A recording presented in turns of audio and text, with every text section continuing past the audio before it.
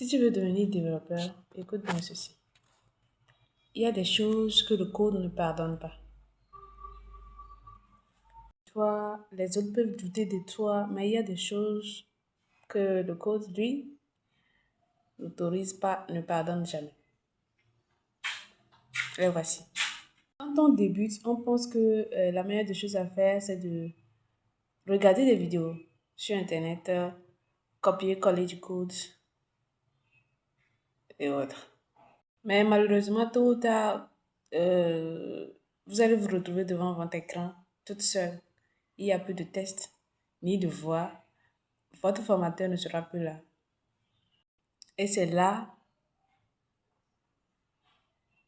que tu commences. Première des choses, le code n'autorise pas, n'aime pas le copier-coller sans comprendre. Genre, tu copies-colles quelque chose sans comprendre ce que ça signifie. Le code n'aime pas.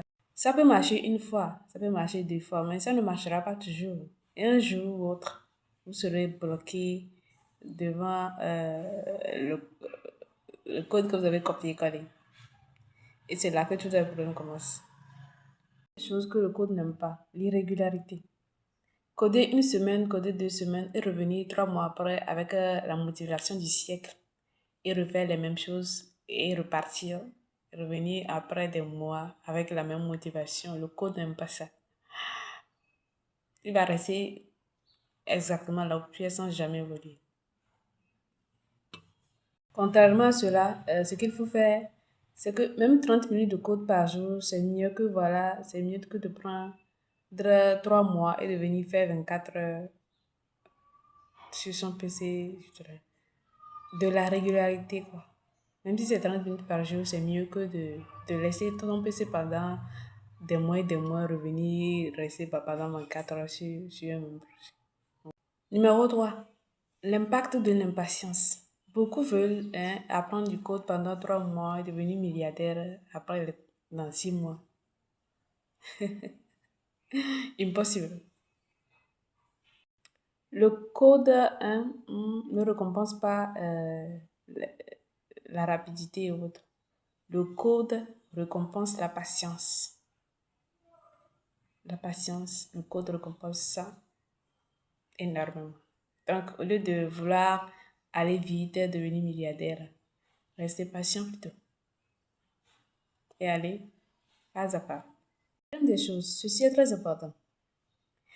La majorité des développeurs qui réussissent hein, étaient exactement comme vous. Qu'est-ce que je veux dire par là? Parce que ceux qui réussissent dans le code, ce sont eux qui ont accepté d'être nuls.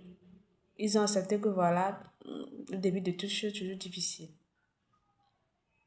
Ils ont accepté la lenteur dans le processus.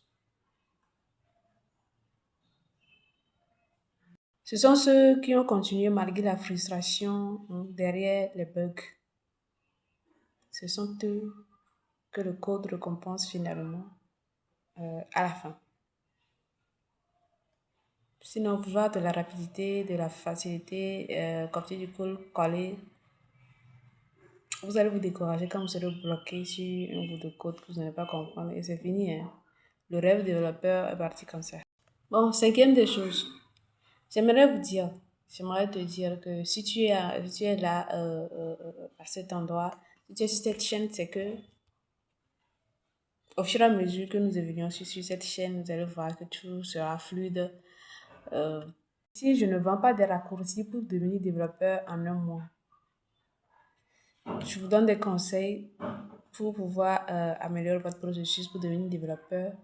Et dans les jours à venir, je ferai des tutoriels sur certains langages de programmation comme du Python, du Java, JavaScript et certains frameworks comme Django, Angular, Spring Boot, Flutter. Donc voilà,